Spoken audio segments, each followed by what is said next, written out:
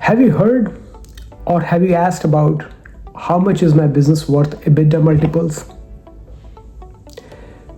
We hear this all the time from business owners, and today I'm going to address that. Hi, this is Sunny Datta from M&A Business Advisors. I prepare the videos for the benefit of small business owners who are in the process of selling their business directly or through someone and needs to be aware of the current market conditions and the process involved so that they can take informative decisions. EBITDA multiple sounds complicated, but they are actually simple once you break them down.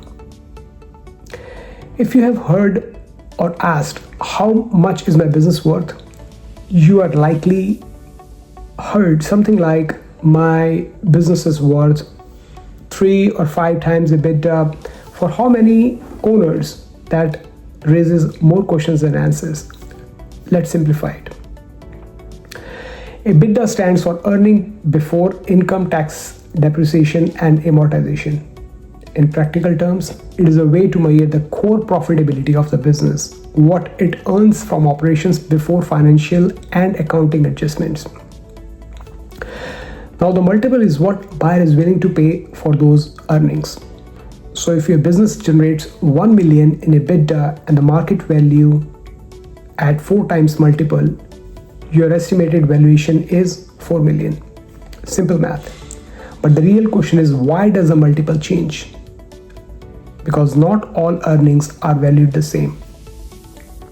The multiple is essentially a reflection of risk and confidence. The stronger and more predictable your business is, the higher multiple.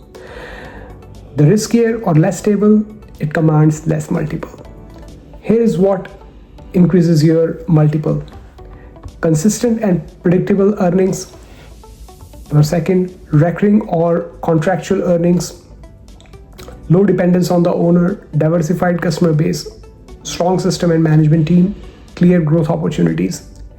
And here is what decreases it. Inconsistent or volatile earnings, heavy resilience on few customers, owner-driven operations, lack of financial clarity, operational inefficiencies, and unresolved risks. Think of it this way. EBITDA tells buyers how much the business earns, and multiple tells them how safe those earnings are. That is why two businesses with same EBITDA sells for 2 different prices. One might sell for 3 times, while the other sells for 6 or even more, purely based on how the business is structured and perceived. Another important point, multiples are not fixed. They are influenced by your industry, market conditions, size of the business, and how well the business is prepared for sale. But within those ranges, you have more control than you might think. Improving your system, stabilizing your revenue, reducing risks, clearing up your financials can all increase how buyers perceive your business, and that are directly impacting your multiples. So instead of focusing on growing EBITDA, small business owners also focus on improving the quality of that EBITDA, because at the end, valuation isn't just about how much you earn.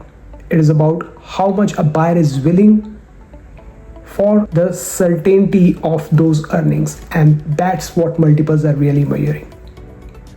I hope you like this video. If you don't want to go through all that yourself, I'd love to get connected. Again, this is Sunny from M&A Business Advisors. Happy to help. Thank you.